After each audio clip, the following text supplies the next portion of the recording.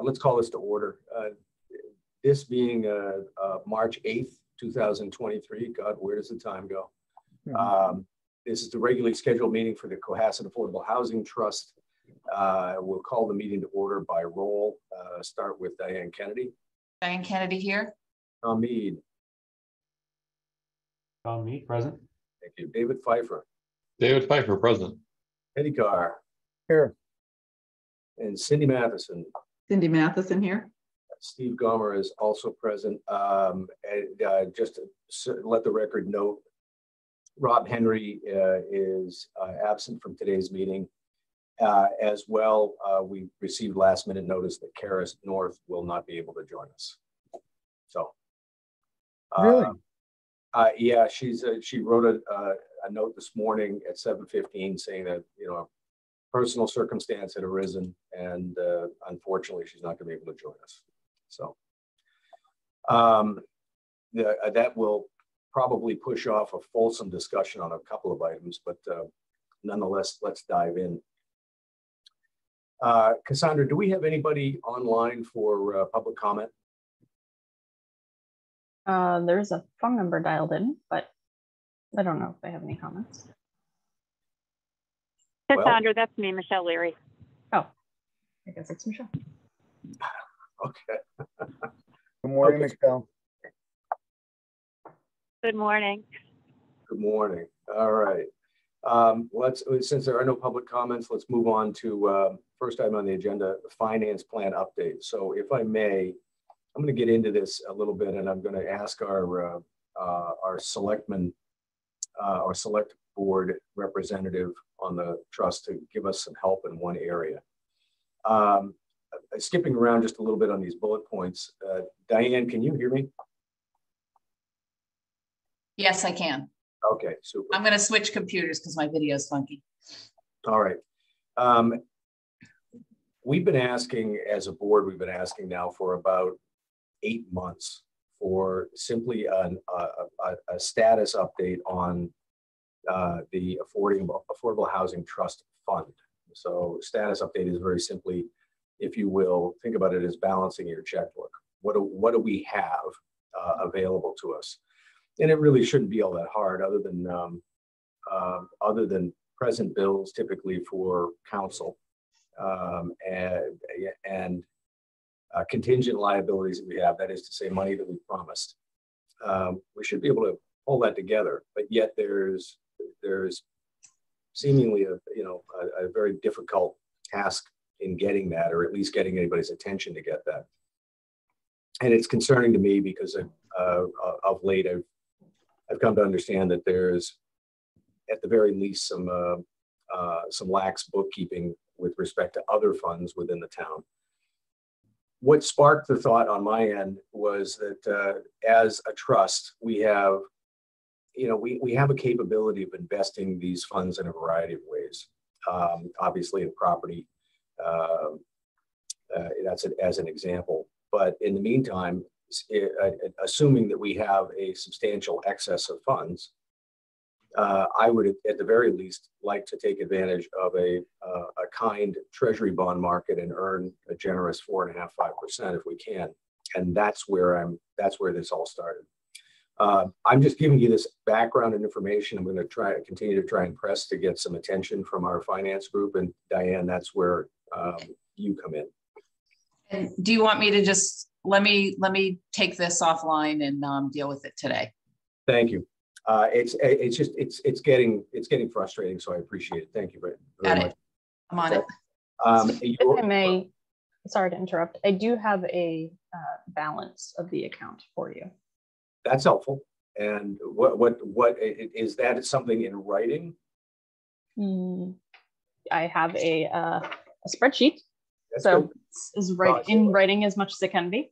Go ahead and announce what you've got, but please distribute it to the members. Sure.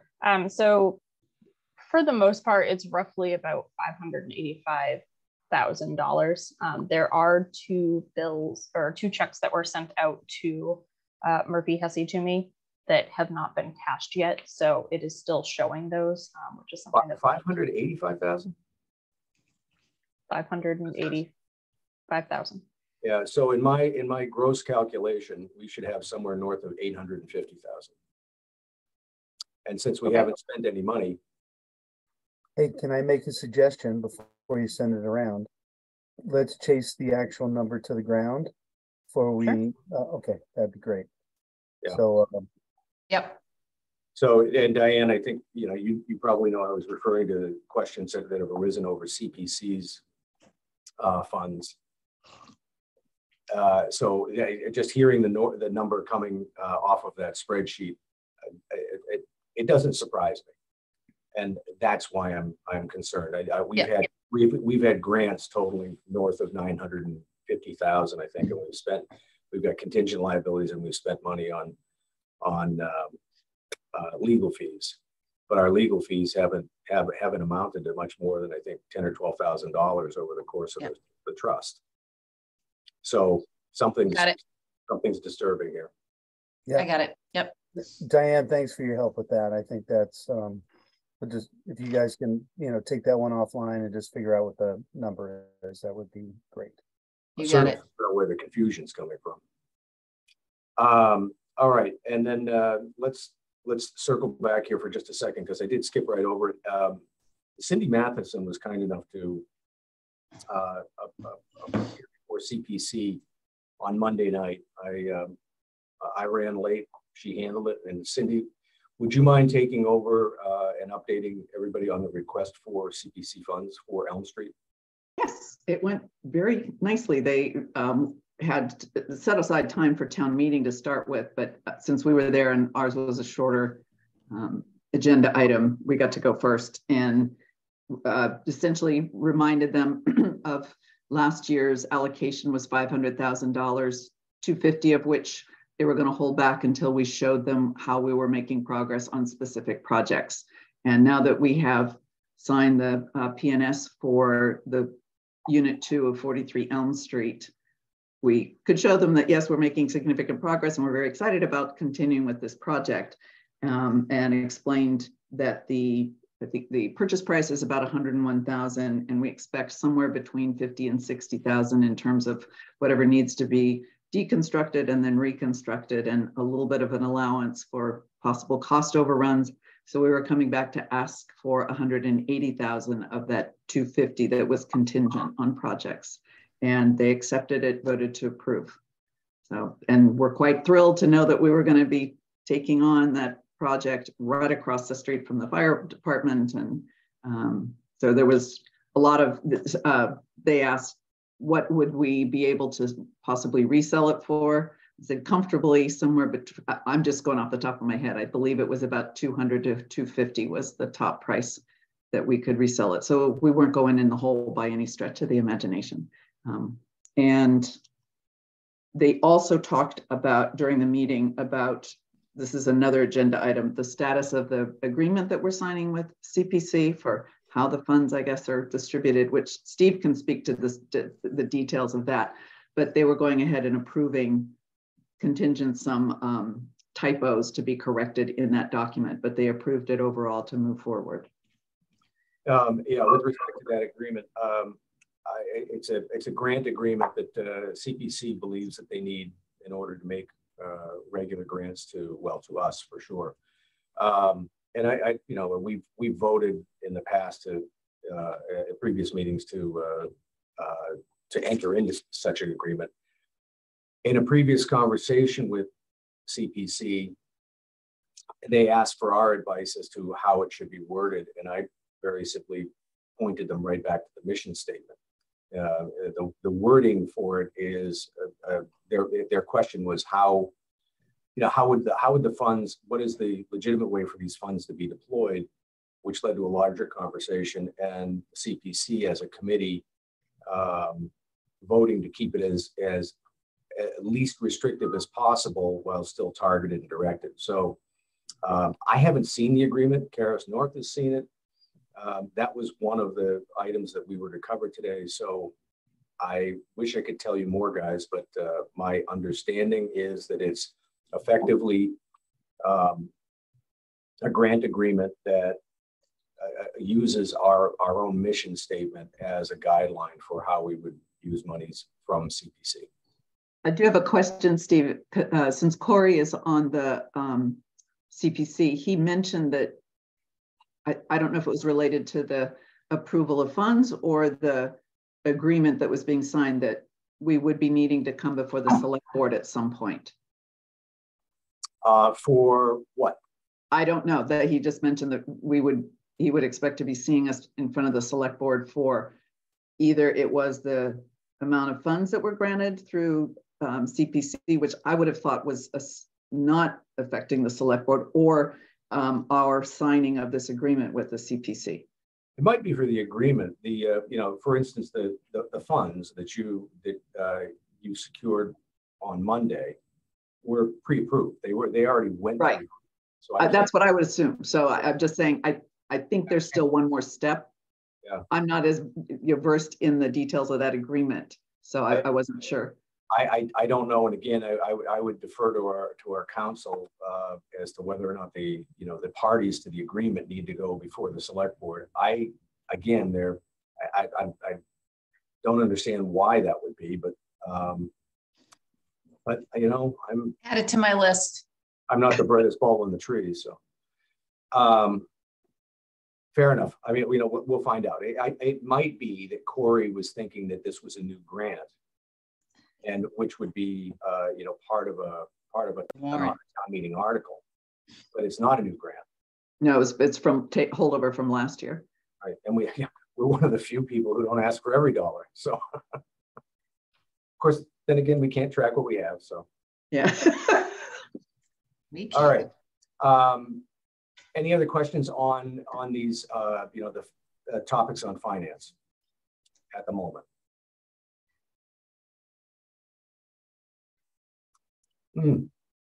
Great. This is a lively crew this morning. This should go right. Just sticking to the timeline. Yes, ma'am. Project pipeline. Tom, Elm Street update.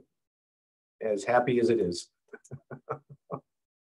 So yeah, I missed the meeting here in the middle, and so we actually own the unit now. Yeah. Do we? Woohoo! Yeah. So pulled the whole thing together, I don't know, about a week and a half ago, something like that. So was the check for the full amount sent out? Could that possibly be why the number is lower from 800 to 500,000? The grants that we had, the last grant that we had brought us up to about 800. Okay, 850, and then we had the contingent 250, right? So in my thinking, even if we shelled out 100, right? I get you. 100 and then 110, that doesn't bring us down to 560. It might account for one component. That's a very good point, Cindy. Yeah. One component, but it doesn't make any sense. So anyway, go ahead. And then we got a call. There's I guess leaking furnace. So I was over there yesterday, arranged for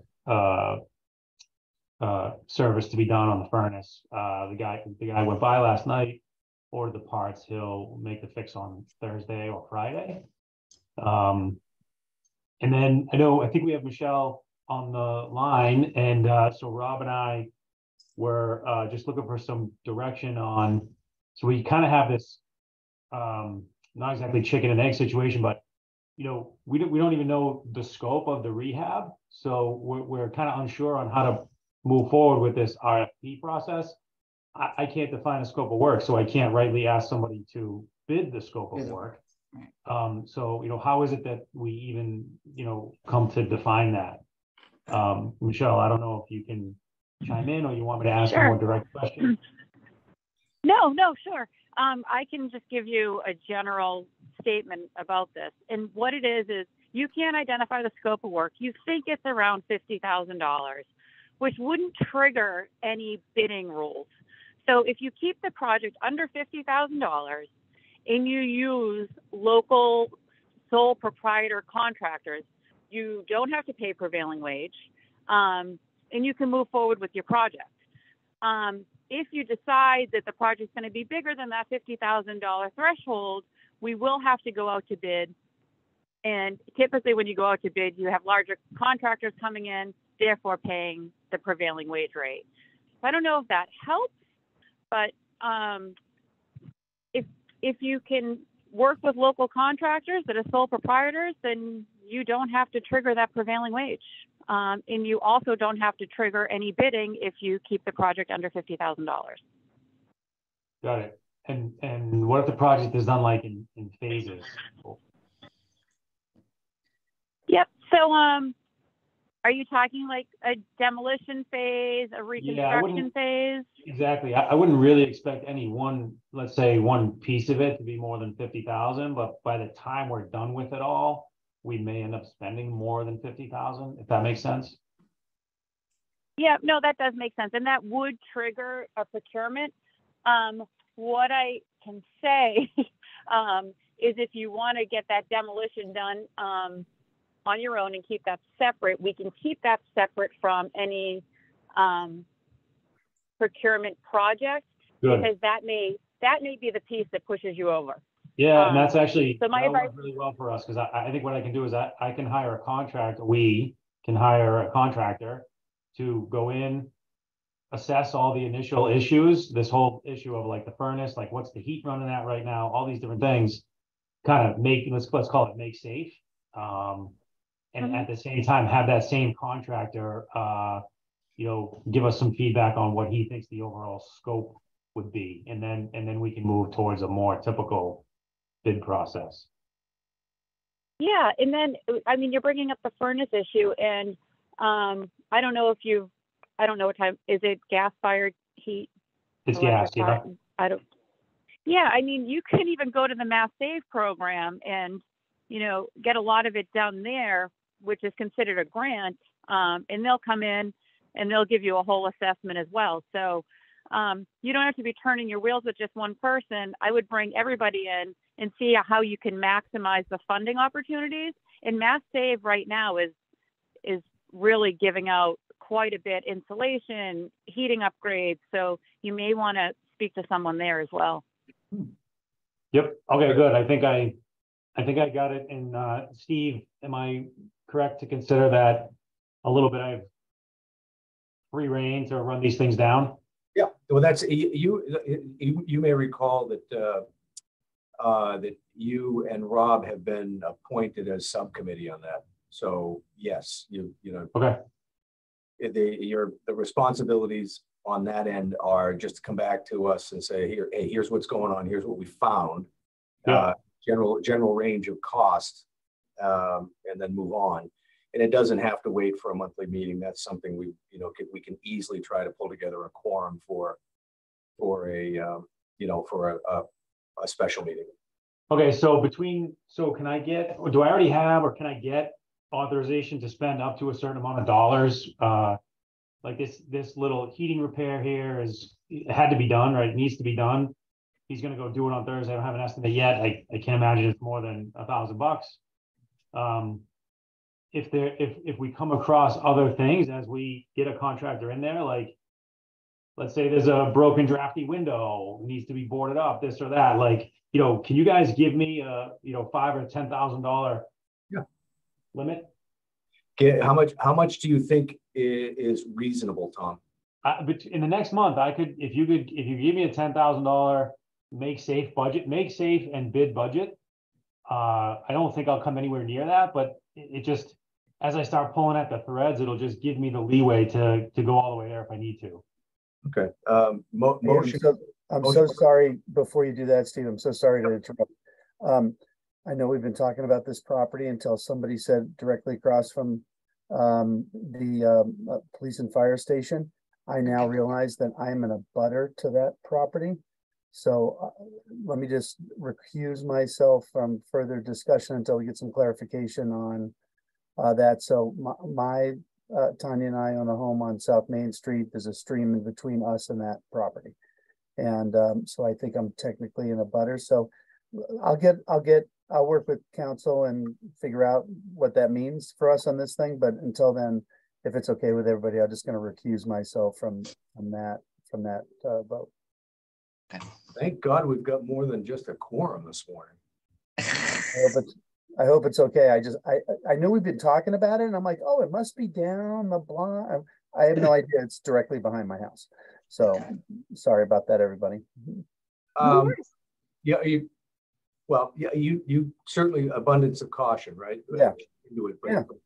I just, But I'm before you vote, I'm in favor of Tom's suggestion, but other than that, I'm getting out of the way.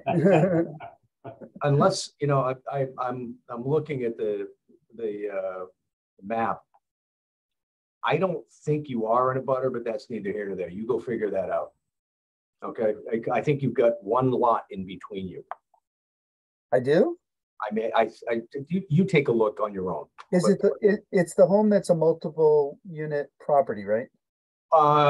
Yeah, there's 2 units in the property. It's 43 Elm. We can maybe. So here we go. Motion from the chair. Motion from the chair to authorize expense up to and including $10,000 for Tom Mead for a make safe evaluation at 43 Elm Street. Second. All right. By roll call vote, David Pfeiffer. David Pfeiffer, aye. Diane Kennedy. Diane Kennedy, aye. Cindy Matheson. Cindy Matheson, aye. Tom Mead. Tom Mead, aye. And Carr is for the record abstaining. Carr abstains. I was coming. I just figured I'd leave the abstention to the end. Steve Gomer, aye. Okay. Motion carries. You've got funding, authorization. Go have Awesome. that. I'll make sure I get with Rob on it. Okay. I think he's on vacation. Yeah, off to Florida, but I'm in touch with him. We'll get it going. Okay. And do what you have to do to get access to the unit. Tom was filling me in today that they've got keys, but he can't open the door. It might be blocked from the inside. Go figure out how the person got out. So yeah, just keep us posted if you would. If email us around, copy Cassandra on it. Will do. All right. Let's see. 808 Jerusalem. Ted.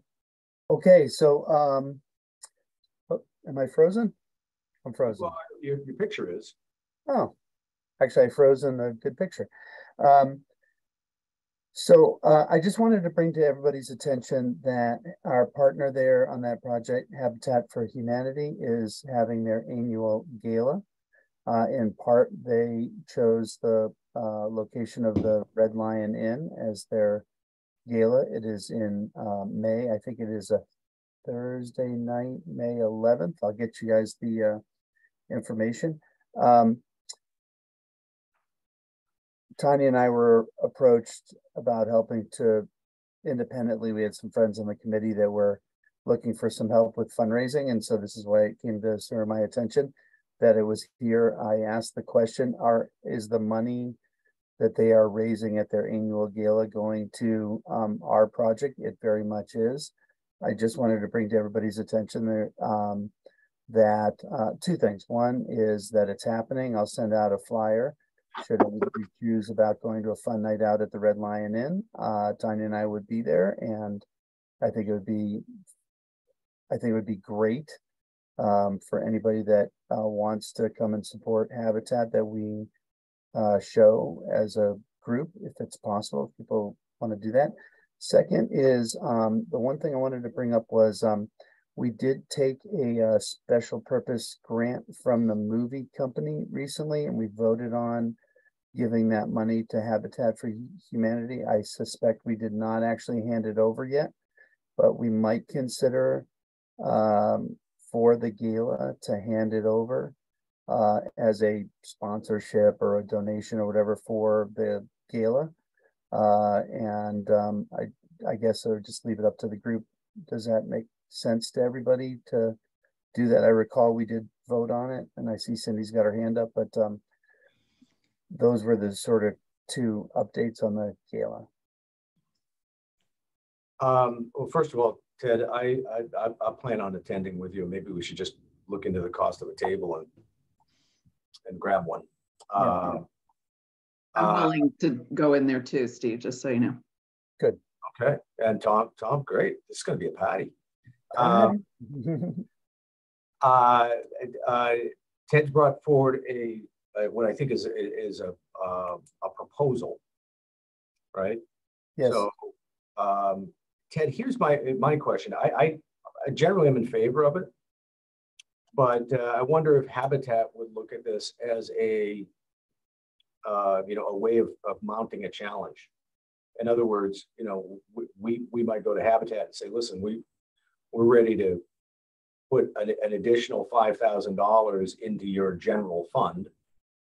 Can we, can you use it as as some sort of matching campaign at the gala? In other words, can we use it to leverage more? Yeah, great idea.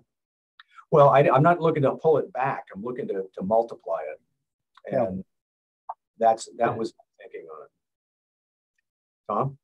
So it sounds like we have interest in buying a table, right, as private citizens, but on the AHT, or whatever. So we'll get a table. I think we can tell Habitat that, right? Like we'll get a table.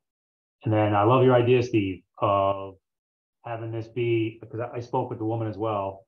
They have some good ideas.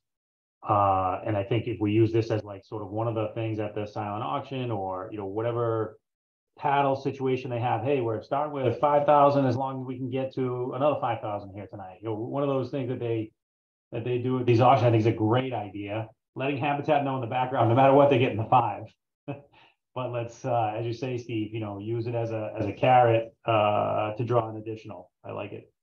Okay, Cindy, I see your hand up, and Diana, I see yours as well. So 2 comments. This is going back to background in raising funds from the CEF.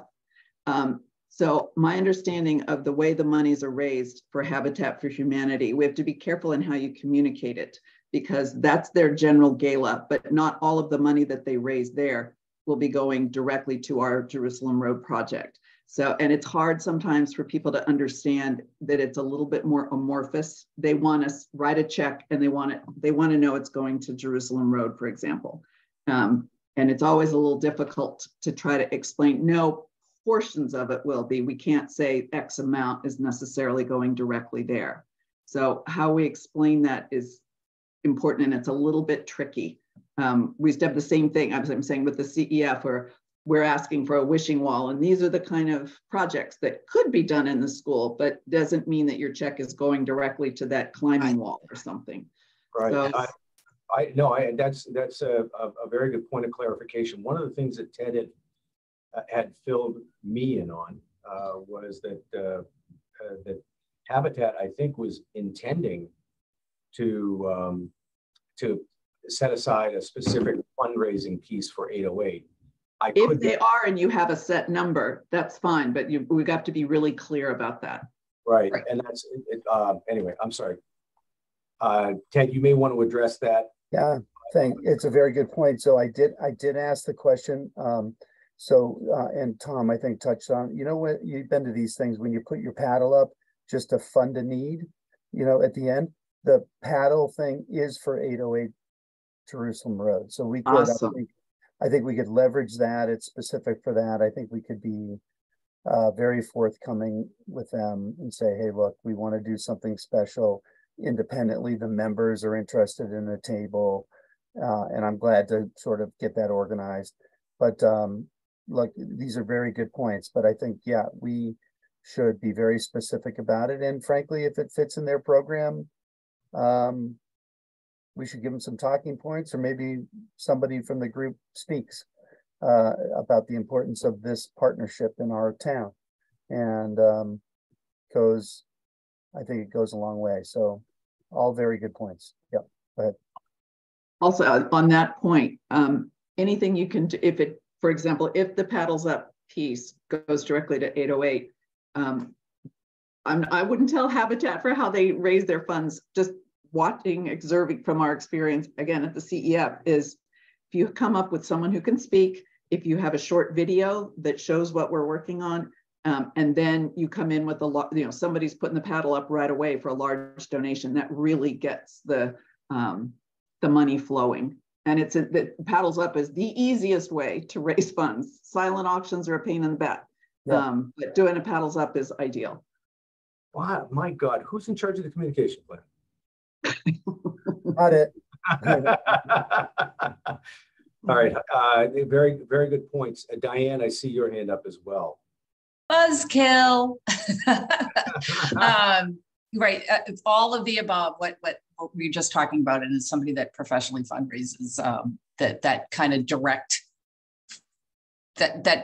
people thinking that their money's going directly to like buy that. Where's that new air conditioner you promised? You know, that's not what happens. But the other thing I want to say is, as public officials, we have a very, very limited little line in terms of fundraising. So I want to check with council to see, I mean, literally when I first became a selectman, and this is a million years ago, I was told by council, do not even mention in select board comment period that there's a fundraiser coming up, because you could, you know, that could be an ethical thing. So I just want to make sure, and I will talk to Karis, that we're okay to, the buying a table is no big deal, but that we're okay to really aggressively get involved into what level we can get involved in putting money forth for fundraising. Because if it's perceived that we're using any kind of public funds to do this, it just could get tricky. So let me just get some clarification on that.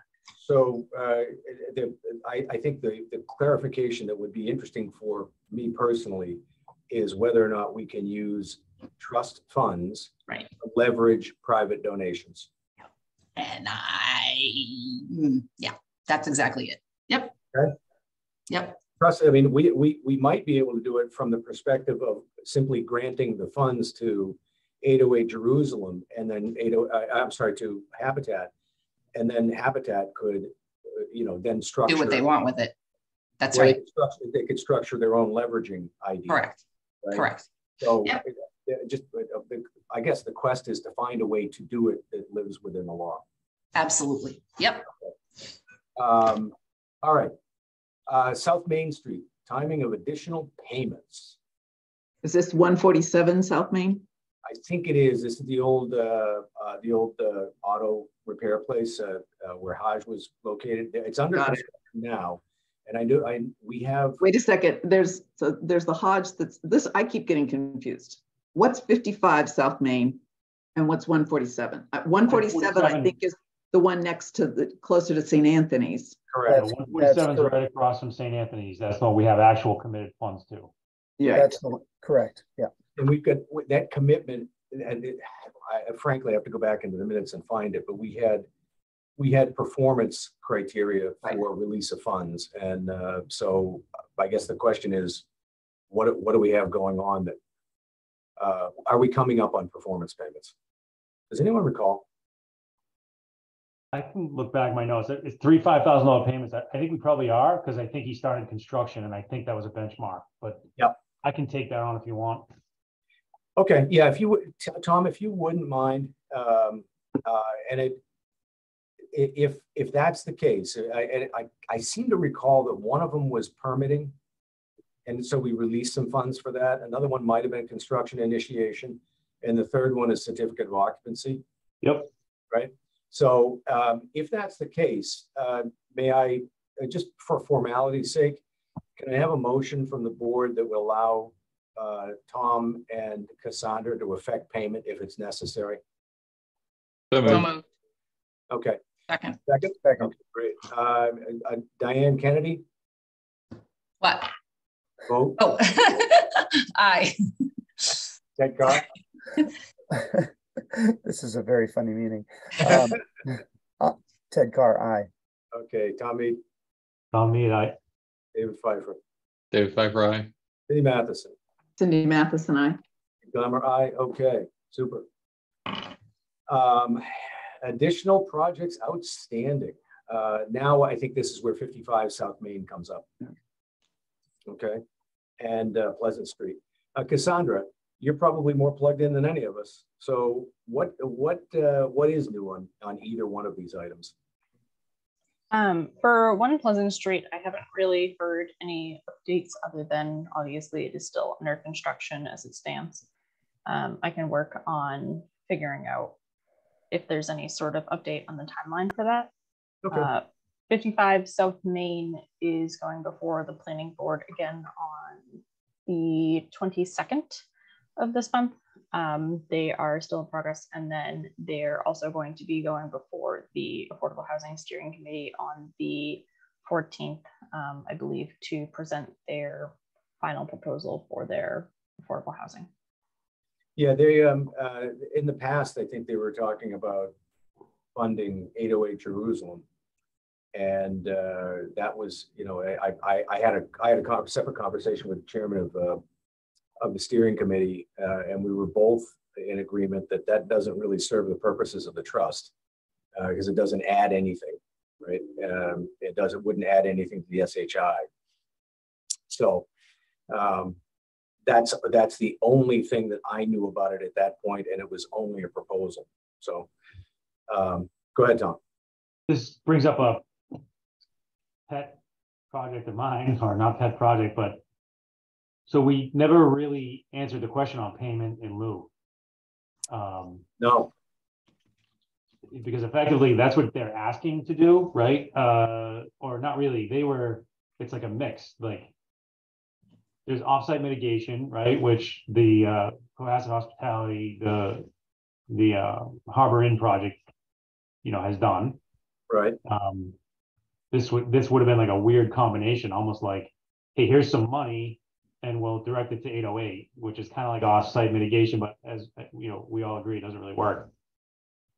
So, but developers will be interested to know, hey, can I just write a check? Yeah, and I think at that point, I don't know what the answer is, because from our perspective, if you're building, let's say for the sake of argument, 4 residential units, and that would imply that one of them would be affordable, but the developer doesn't want to do that. What's the value of that? Right. I mean, are you looking at market value? Or are you looking at? Yeah, well, so there are established ways to, you know, make all those calculations, and we just have to decide which one we're going to adopt. So I never did get involved in. I know there were a couple of zoning subcommittees and stuff like that. I never did get involved. Does anybody know?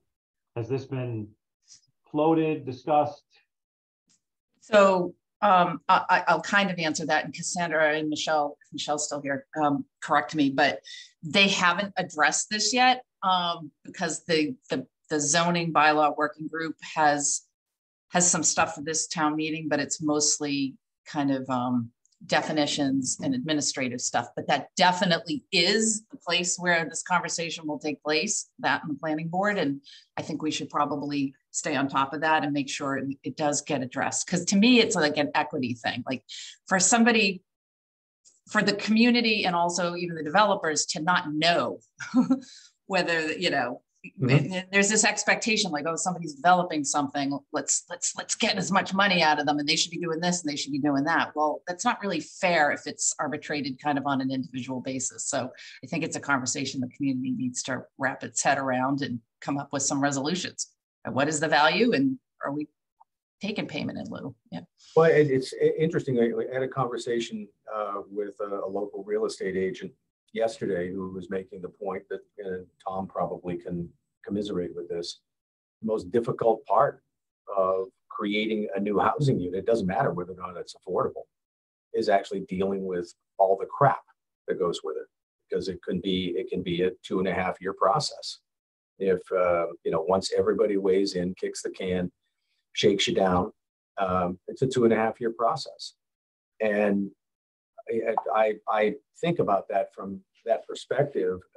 An affordable housing component could conceivably, properly managed, shorten the process.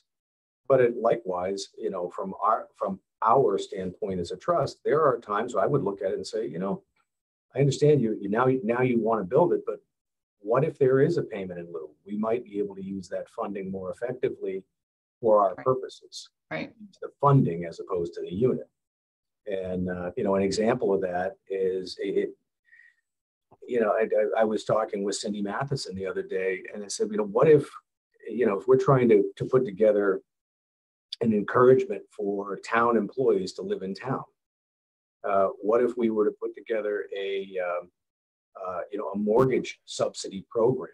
Now we don't have units, but now we're subsidizing the affordability of housing in town based upon your working for the community.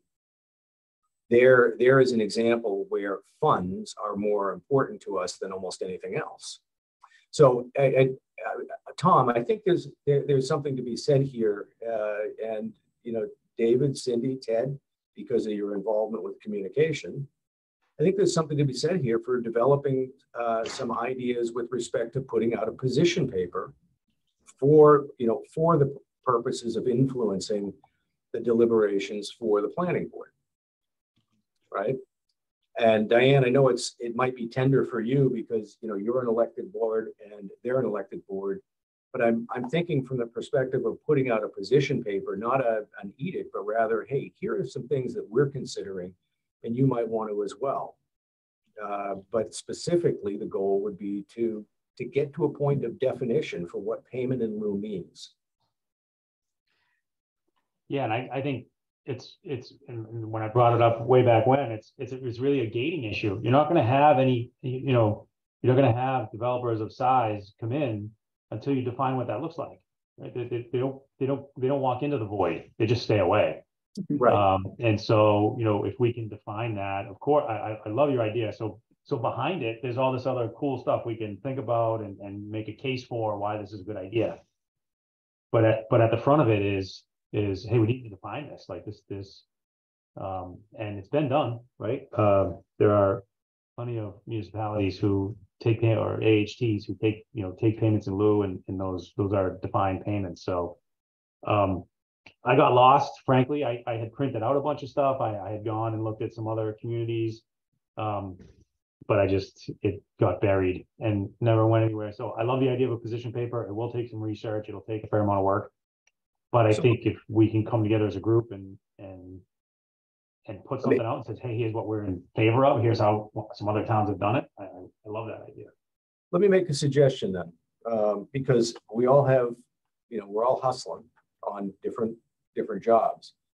And Tom, you've got some background information already pulled together, but I'm thinking that, we've got a resource at our disposal in Karis and her staff. And I'm wondering if we were to turn around and explain what we're trying to do and, with respect to putting together a position paper for, defining what payment in lieu means. I wonder if she might be able to more expeditiously pull together practices that are followed by trusts that are both larger than ours and of similar size. Or not trusts, I'm sorry, but planning boards or or zoning bylaws, et cetera.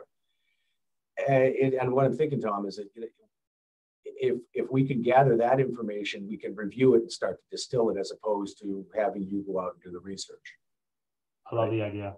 Yeah, I figured you would. I don't blame you, buddy, but that's, seriously, we have limited amounts of time, and we've got to use our resources appropriately. I think Karis is probably, or her office is probably the better approach because they're very conversant about it. Diana. Yeah, I totally agree. I mean, we're not reinventing this. Other people have done it. So Karis is a good resource. I would also recommend maybe Steve, you and or Tom, reach out to Tom Callahan, who's chair of the planning board and also doing the zoning bylaw working group, because I think instead of us kind of in a vacuum coming up with a position paper, I think kind of working with him and letting him know that this is something really important to us. We're going to be doing some background research that might actually aid his efforts in this discussion or the zoning bylaw working groups discussions, et cetera, and be a good political move. Yeah, rather than just dumping a paper on them. Diane, if you have, or you know where I can get his phone number. Got it right here. Yeah, I'll send it to you. Yeah. Thanks. Send it to me. Actually, if you don't mind, email it to my work address because I forgot my phone at home this morning. So okay, will do. All right.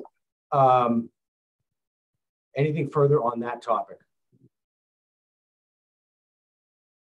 Super. I'm writing a note to Karis as we speak, asking her to give a call. I'll outline what we're talking about and ask her to get it rolling, get the research rolling.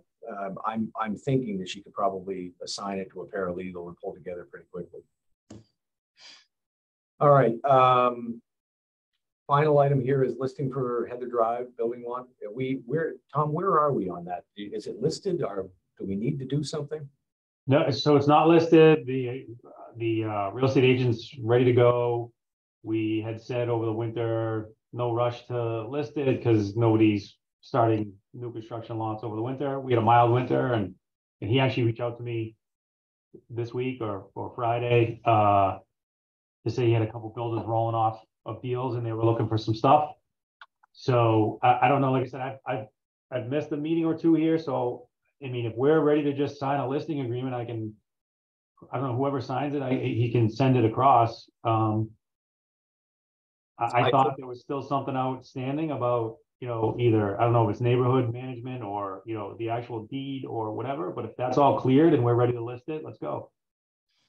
I'm not sure the neighbors are ever going to be happy about listing it, but we've been very clear about it up front. Our goal is to raise money for the trust by selling the lot. The abutters simply want to know, they simply want to know when it's listed, and the last communication I recall for having from them is that they want to be able to participate in the purchase if it's, if that's plausible. So I bring it back to, I would bring it back to each of you as members. Is there any reason that we would not want to list it? Nope, we should list it, and the second we sign that it's listed, we should pick up the phone and call them. We should be proactive and call the neighbors and tell them it's being listed. Okay. All right. That's great. That's great. I would, Ted, I'm sorry, I missed that. That's a great suggestion. Yeah. Okay. All right, so let's fire it up. The listing agreement would go through Cassandra, and get a signature, and we should be good to go. Great. I'd like to prove that we listed. I'll connect you guys on an email, and we'll get some paperwork moving today. Okay. Thanks, Tom. Ted? I'd like to make the motion that we list it with a broker. We should put a term limit with the broker, something reasonable. The listing is for 6 months. I think we should have the opportunity, if it doesn't work out with this broker, I think it probably will, but it shouldn't be an open-ended listing, but it should be something reasonable. Yeah, I mean, typical, I don't know what's typical, but I would assume to sign a 6-month listing agreement.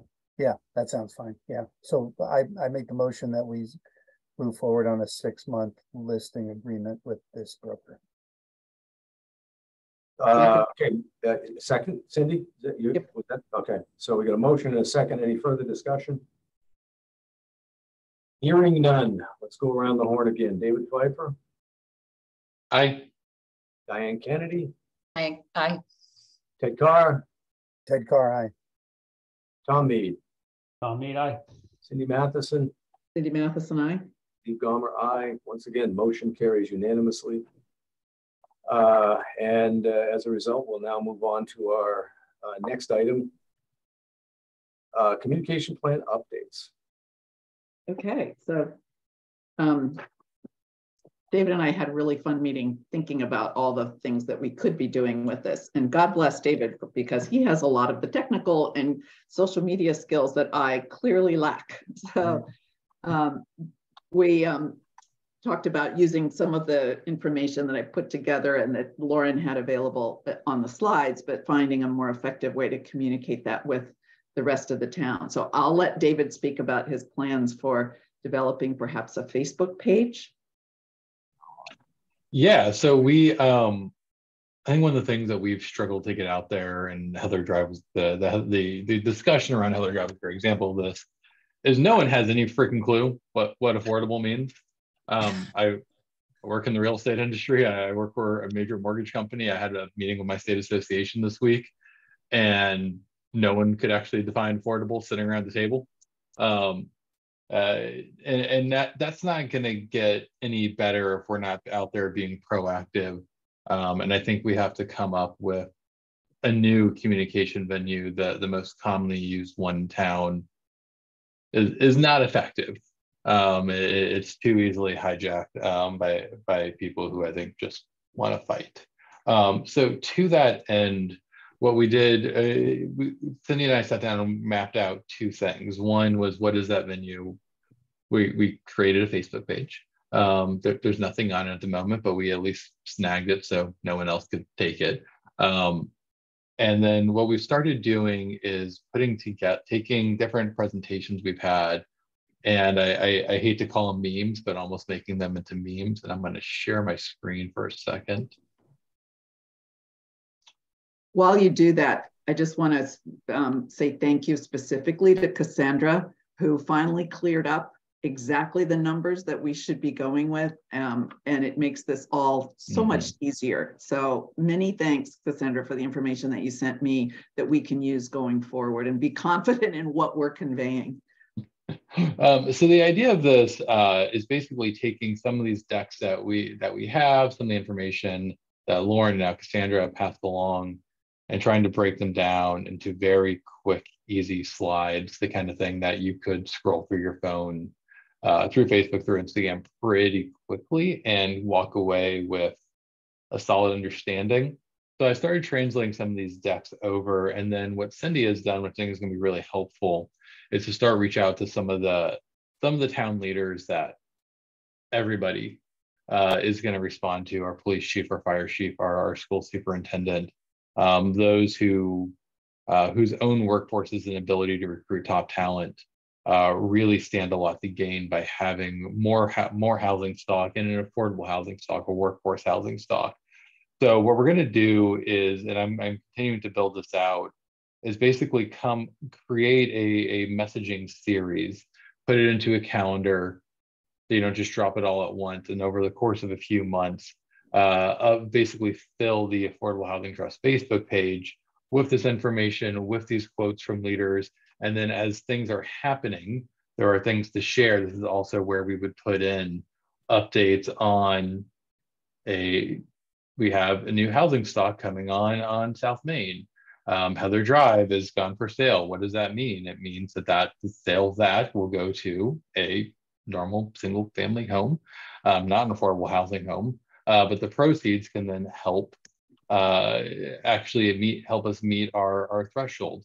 Also, this is a great way to explain why, again, remind people, why do we need affordable housing? It's, Steve, as you have screamed till you're blue in the face, it's the one thing as a town we're actually required to do.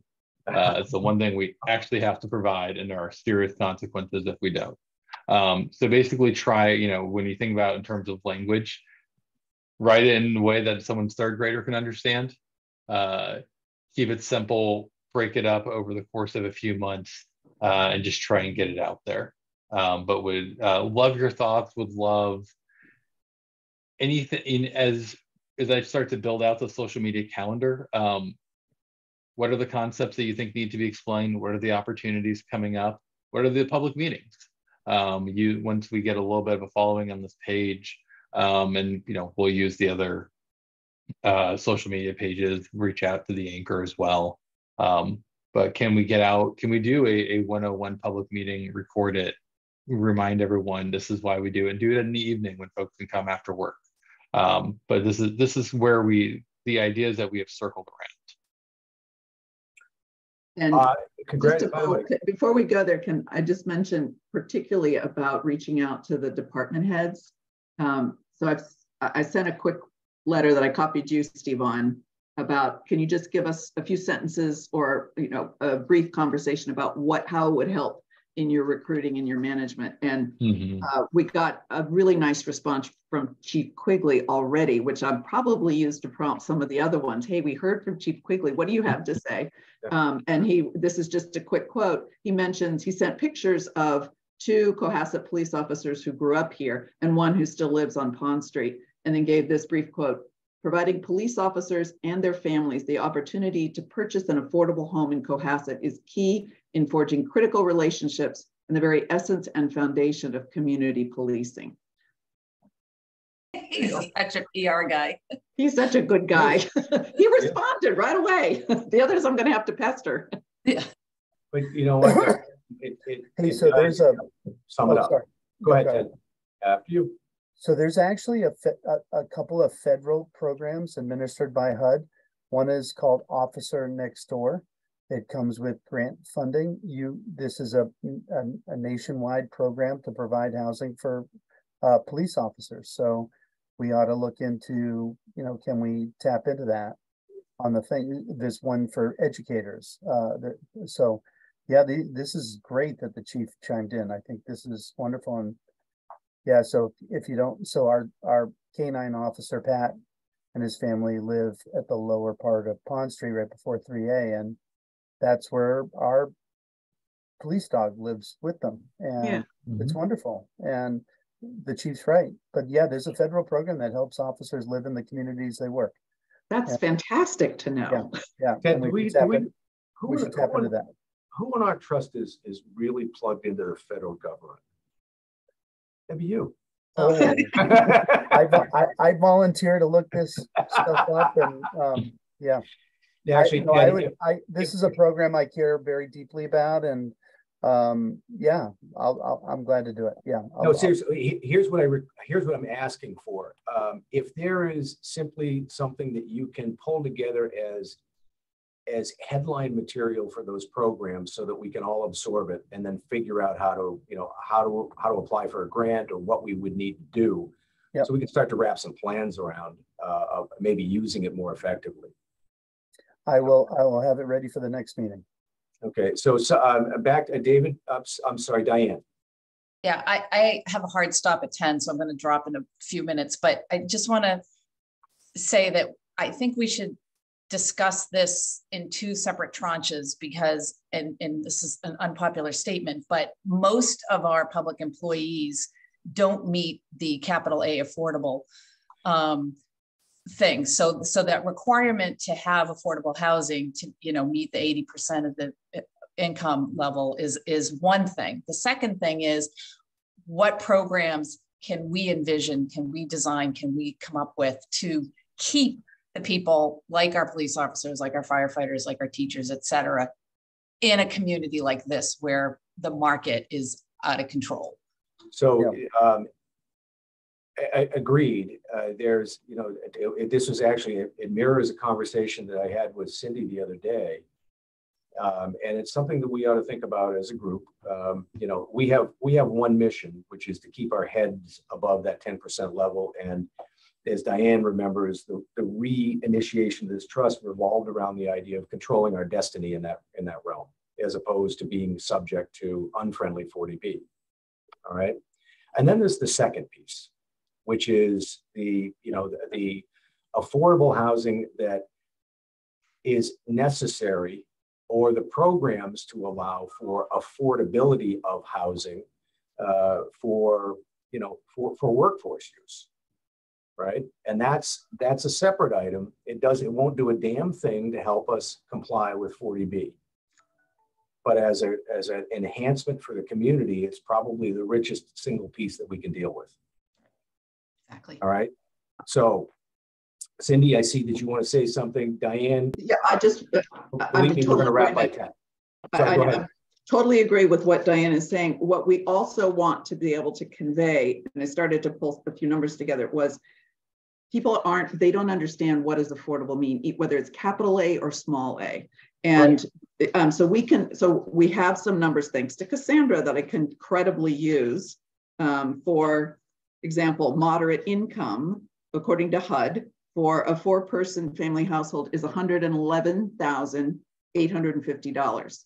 So when you compare that with what the average police, what the average fire or teacher salary is, some of those are actually capital A affordable and others are not, but it's meant to give people a realistic idea of what does it mean to be affordable here. For example, average police salary is $122,000 according to the town report from 21. An average teacher salary is 82,000. And if that's with a family of 4, I mean, unless it's otherwise a subsidized, if they're two incomes, you know, that does fall within the capital A number, but it's more just make it realistic to people.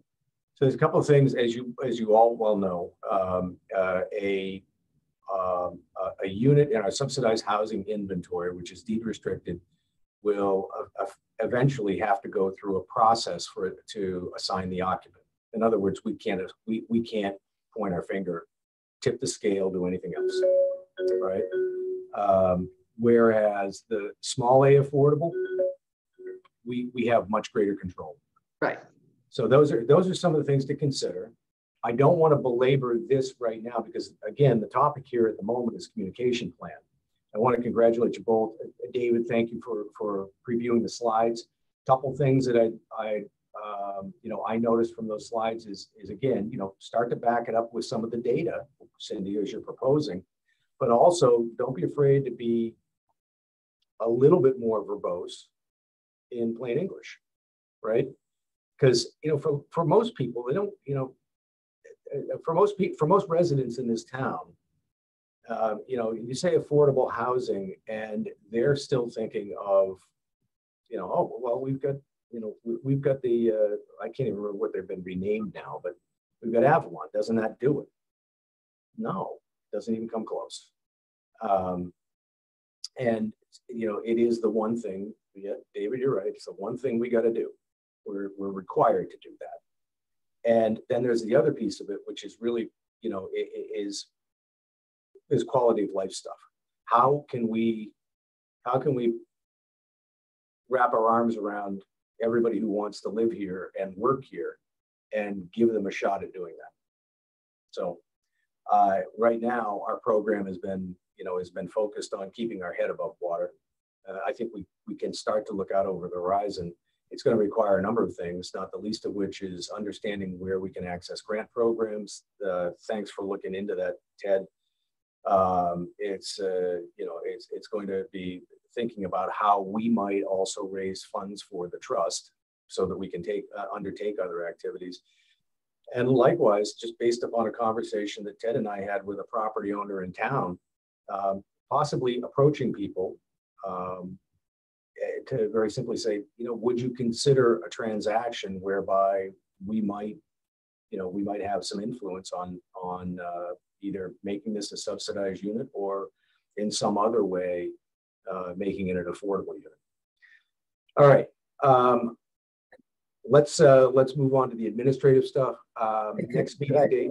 Go ahead. Can I mention one? I'm so sorry to interrupt again. Yeah, go ahead. Ian's leaving in a minute, but in the category of communications, I guess I'm looking for a suggestion about how best to do this. So I participated in a conservation commission meeting recently. Our other property over there by the mill, the abutters came forward to the Concom for, in that board's jurisdiction, the least obtrusive thing. But what we realized what they were trying to do was put stone columns on the public land, meaning that property that we have, so that it would block access to our property. And I brought it up in the discussion and I said, hey, look, I that is a complicated property that is now handled by the Affordable Housing Trust. But they were basically looking for permission, a backdoor permission to block access to that property. And I'm trying to figure out what's the best way to communicate it to the town as us as a board to say, all of you other folks planning, zoning, whatever, if somebody comes to you on this property, please check with us. Or I saw it very much as a communications issue, and just want to bring it up to the board on how best to handle that. If anybody has any suggestion. Well, So there's two owners, right? One is a real estate broker in town. The other one is a longstanding family.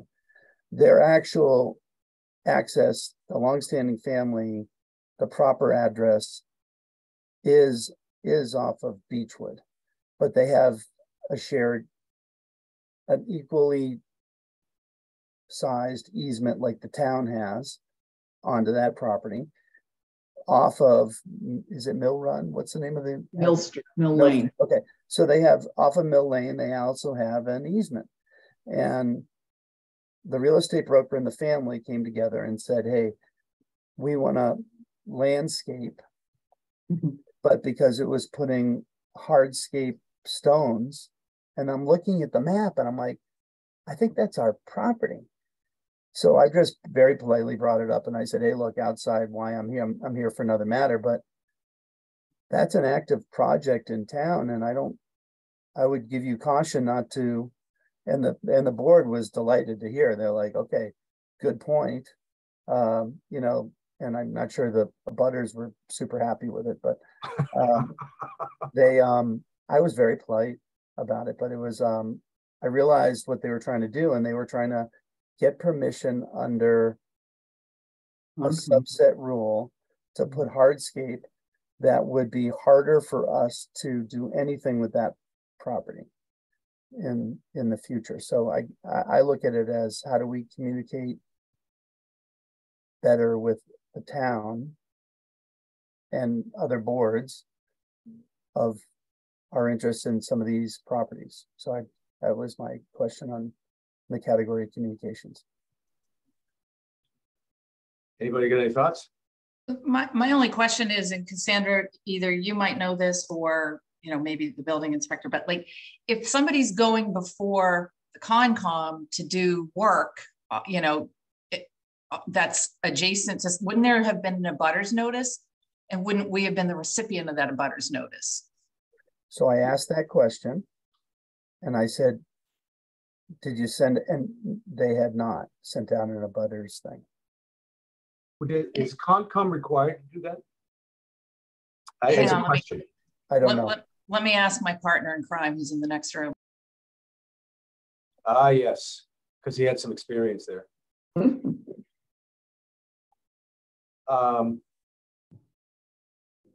Okay. Tom Mead. Yeah, I think people have a lot of stuff going on. I think it'd be great if we could kind of put people on notice about, you know, the parcels that we own and ask them to keep us up to date. I'm just not sure, you know, how they would do that. I'll go back to what Diane was saying, is exactly that. Like I would expect to get notices. So one thing we should do is understand how the titling of these properties is, and then therefore who those notice documents would go to. And maybe what we do is make sure that whoever's posting those various notices, whoever manages those lists, like a lot of times, like you go into town hall and you say, hey, I need an abutters list for X property, and make sure like they don't skip those, right? Just because it's town owned or looks like it's town owned, make sure those aren't skipped. Right. And then separately and or very specifically to Mill Lane, like I think it's a pretty complicated property. Easements are a pain in the butt to understand and navigate and deal with as a landowner. And so to some degree, I'm glad you were there. And somehow, like, I think as we get a little more active, onus will be a little more on us to keep an eye on these things, I guess. Yeah. And maybe it's simply, we ask to be on their agenda and give a 5-minute presentation on the things we're doing in the properties that are in our sites. I don't know the answer to it, but I saw it very much as a communications thing. I got to drop. Okay. Diane, thank you. All right. Can I just mention, it sounds just from the general separation of what we're doing, I don't think it fits with what David and I are talking about in terms of a Facebook page, but certainly clear communication with other town boards that would affect us, as you all have suggested. I think if you put that out on a Facebook page, it's only going to confuse matters. And I had one other question in the category of communications. As we approach Springtown meeting, do we have to have, as a board, you know, boards give like a annual report that goes in the document that gets sent out. Do we have to do that as a board? I believe we have to give an annual update. I'm not certain that it's at annual town meeting. I'm talking about, what's the thing you get the big, I guess Yeah, it's the town report, right? Yeah, it's a report, but report from committees is typically included in that. It's a very good question. Let me ask. Yeah, yep. Ask him if you can, Steve. Ask him for what it is, because this was we went over this when we went through the documents, the trust documents, Right. And we highlighted or changed or amended, or at least we came to understand much better what that requirement is. There is a requirement. Yeah, I wanted to bring it up to the group just because I don't know when that goes to publication or anything like that. We should figure that. Maybe Cassandra might help us with that, just to figure out the timeline on that thing. Would be great. Yeah, okay. Forgive me, Cassandra, we're kicking it back to you now. What we have an obligation somewhere, somehow to report. Is it through the annual town report? And if so, when's the deadline? And should we, I mean, outside of, and I don't believe we do have any article at town meeting, are we on the docket for an update report to town meeting? I can check with the clerk's office on the town report and see what the status of that is. Yeah, and then the town manager probably would give us the other answer on whether or not we need to report before town meeting. I'm sorry, in front of town meeting. Okay, bear with me here for just a second. Next meeting date, April 12. I was going to say I'd like to do that in person, but I don't know that I'm going to be available to do it in person. Go ahead, Cindy. Before you get to the next meeting date, can we give an update on them? Oh, sorry, I see minutes come after that, so. Yeah. I'll wait. Jump in. Okay, so next meeting date, April 12th at, I'm assuming we're going to do it at 8:45 again. Cindy, with respect to minutes. So thanks to Kim Roy, who put out a job description. Diane and I interviewed 2 different people to take over the minutes work. And they were both outstanding candidates. One of them lives here in town, Leontina, and I'm forgetting her last name, Marchiuli, I believe, who happens to be married to Rob Jeffers. Yep. And it was looking, I think, to get more involved in some town kind of work and just being a part of the community. We also interviewed a woman, Christina who is the town secretary now for Andover. She's had years of experience with preparing minutes and setting up agendas, and she's a consummate professional. So she's more distance, but I think that Kim's suggestion is would like to hire Christina Barraford, is her name, who is the current secretary, lots of public administrative experience, to just bring us up to speed on our minutes. So we have a backlog of about 8. This will be our 9th one. And the job was posted for a $25 an hour rate with a minimum 4-hour commitment. So it would be $100 per minute that she's created. But she's done this also to bring the town of Yarmouth up to speed on their backlog of minutes as well. She's absolute top-notch professional. And I think Diane and I both agreed she would be a good one to help us come in and get these things up to date. And then over time, if we are going back to either hybrid or in-person meetings, it would be great to have someone in town. But just to get us up to snuff, working with Christina would be really helpful. So that's a motion to hire her. I'll second. Yep. Is a motion necessary here? I don't think so. I think it's going through the town. It's through town resources. Kim Roy. Yeah, we've already agreed to move forward on this anyway. So I might suggest we do take a vote of confidence to say on that specific candidate, just so there's a record that it came back to us and we did something about it, but I couldn't agree more with Cindy on this. I think this is a great suggestion. Okay, well, then in that case, the chair makes a motion that we endorse the hiring of, sorry, Cindy, name again? Oh, Christina Barraford. Christina Barraford, for purpose of taking minutes. I'll second it. All right. Motion second, further discussion? Good. All right. Tom Mead. Tom Mead, aye. Ted Carr. Ted Carr, aye. David Pfeiffer. David Pfeiffer, aye. Thank you. Cindy Matheson. Cindy Matheson, aye. Steve Gomer, aye. All right. Any topics that we didn't anticipate prior to 2 days ago? I mean, about affordable housing. Okay. All right. With that, first of all, before I go, David and Cindy, thank you very much for starting us down the road with the social media stuff. God, it's fun to see progress. Tom, let us know what goes on with the with the first phase of 43 Elm. Ted, I just sent you a snapshot. It doesn't appear that you abut 43 Elm. Oh. Okay. I just looked at GIS map while we were on. And with that, guys, I'll take a motion to adjourn. So moved. So moved, yeah. Second. Great. All right. So motion second for adjournment. Tom Mead. Tom Mead, aye. Ted Carr. Aye. David Pfeiffer.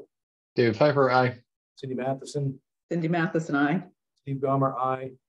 And Cassandra, we are now adjourned. Cassandra, thank you very much. Oh, I'm sorry, Tom. Are you saying goodbye or did you have something? Peace out. Peace out. Adios. Have a good day. All right. Good Thanks. to see everybody. Thanks very much. Thanks, guys. Thank you, Steve. Sure. Kyle.